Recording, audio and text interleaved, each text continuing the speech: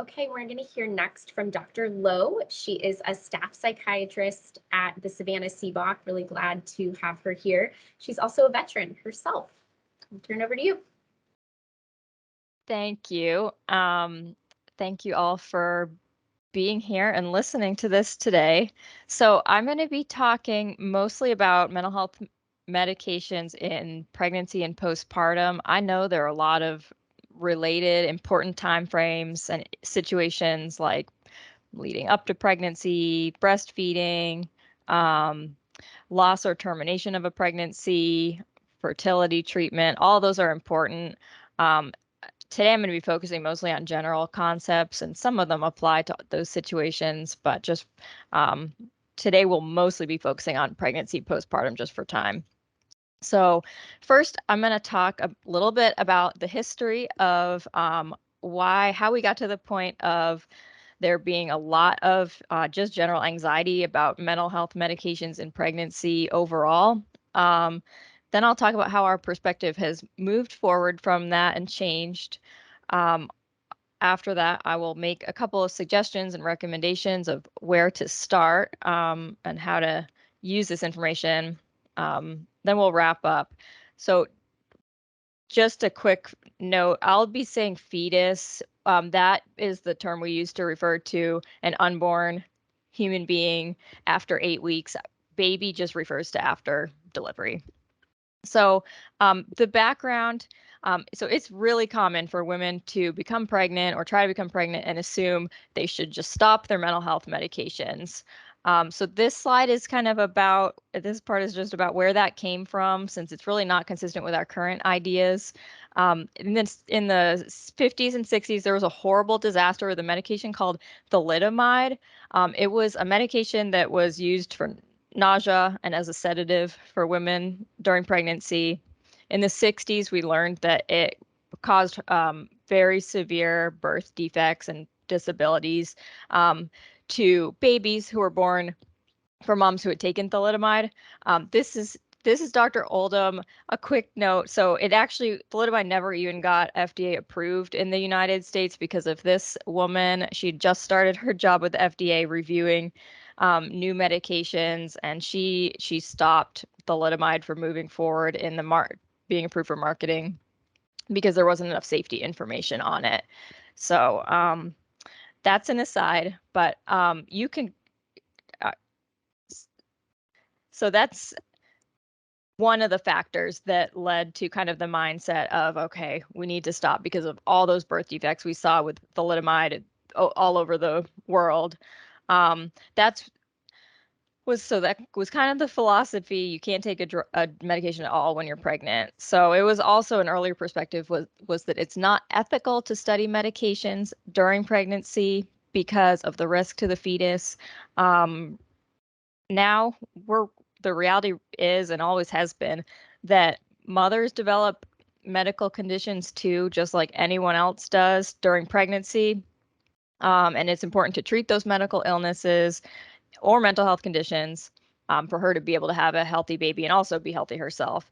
So now there's more focus on not just saying no medication, but on actually researching effective medications for pregnant women and women who are breastfeeding.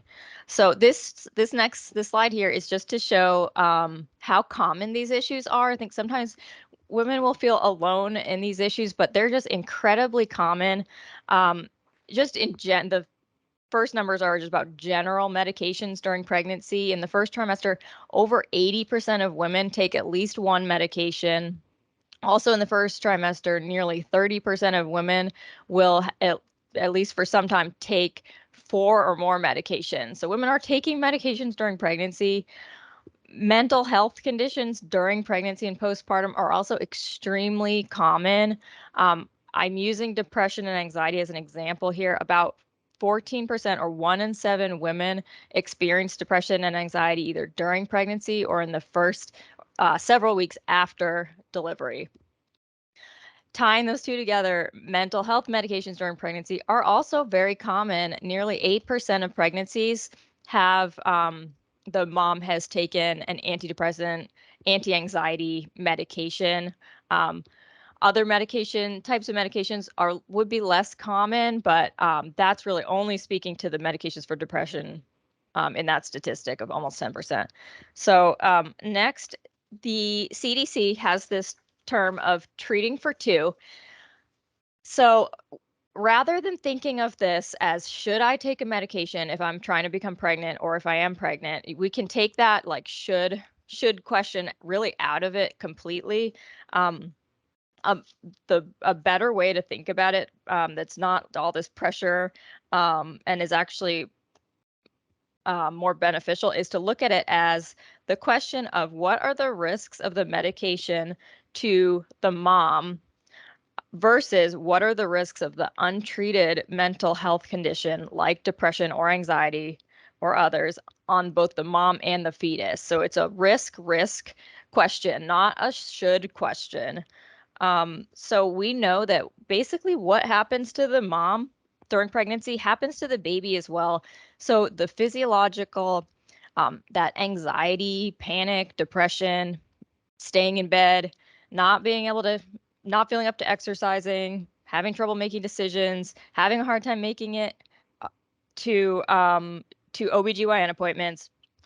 All of those things have an impact on pregnancy. Both by, if the mom is having those types of symptoms after delivery, it's going to be much harder to bond with the baby by no fault of hers.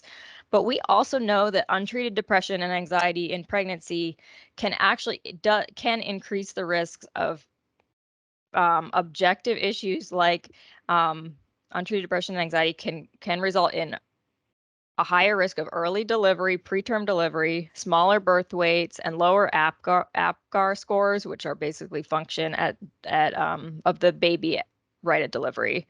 So often those risks of the untreated mental health condition may outweigh the risk of the medication itself. So that's not a blanket statement. The important note to that is that it's case by case. Every woman is different. Every situation and type of symptoms need to be considered individually. So that's where your doctor will come in to work with you on finding the safest medication of the medications we have as options to treat these conditions. So I'm gonna just quickly mention a couple of myths. So there's just the antidepressants, anti-anxiety medications are so common. I just wanted to mention briefly something that's basically a myth, which is that women who take antidepressant, anti-anxiety medications in pregnancy, their baby will have a withdrawal. So that's really not true. There's something called neonatal adaptation, which happens. It's happens to babies born to moms who have taken an antidepressant, anti-anxiety, as well as to babies of moms who have not. It's a little bit more common in moms who've taken one of those medications. It's a mild restlessness. Baby might be a little bit more fussy, and it resolves on its own in a few days without a higher level of care.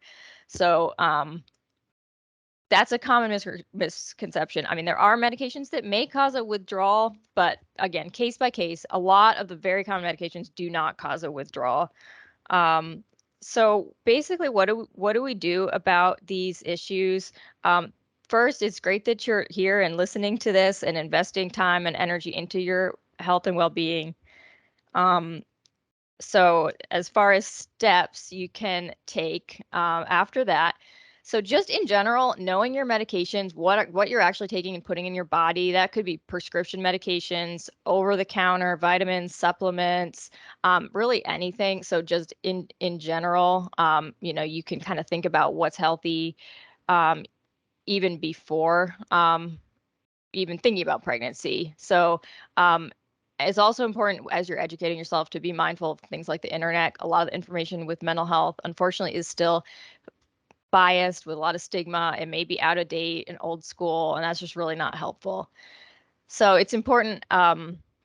This was already covered, but let your primary care provider know and mental health providers know as soon as you can if you are either thinking about becoming pregnant or if you do become pregnant, or really if you're not using any kind of contraception and you're sexually active.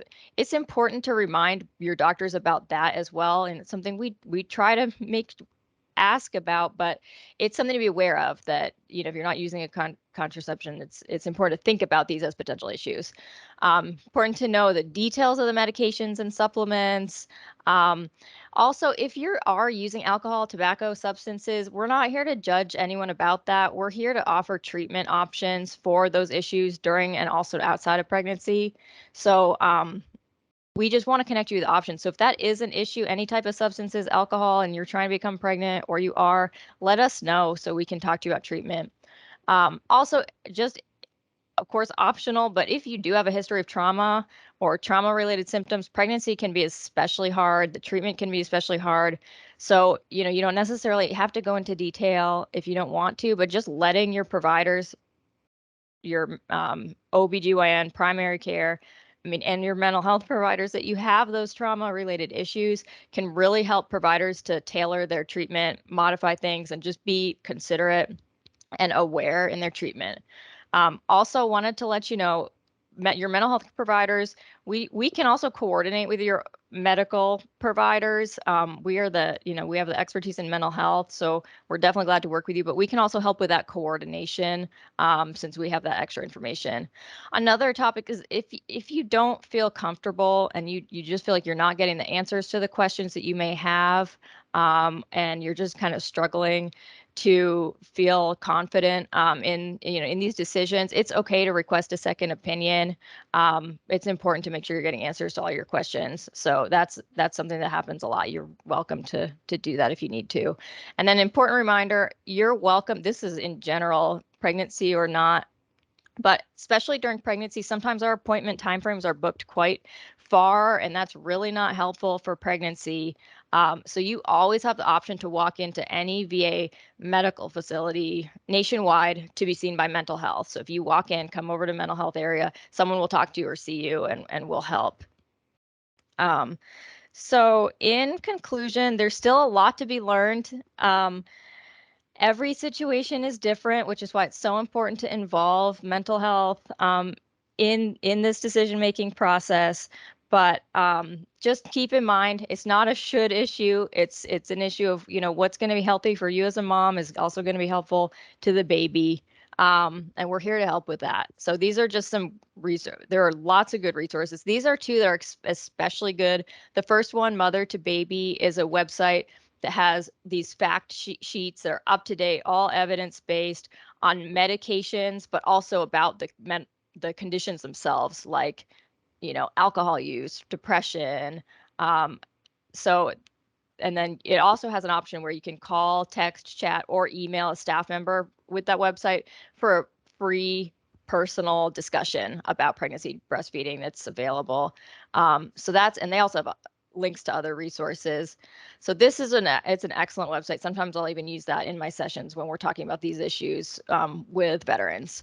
And then the next one is the Mass General Hospital Center for Women's Reproductive Health. I think their pregnancy resource center is helpful too. I would think mostly because it has a lot of links to other resources too. I think it's less informative as far as the specific medications than the first one is, but this also has a lot of other resources that you could potentially use. So that's about it. Thank you, everyone. Thank you, Dr. Lowe. That was great. Really important information that I think clears up a lot of common misconceptions.